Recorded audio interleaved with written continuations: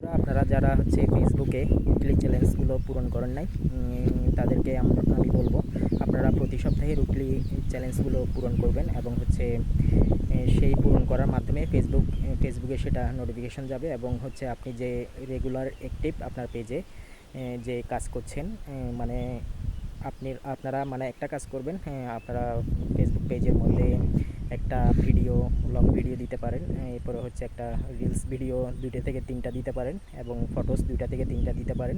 এগুলো প্রতিদিনই করবেন এবং হচ্ছে টেক্সট দিবেন যে কোনো একটা বা 2টা।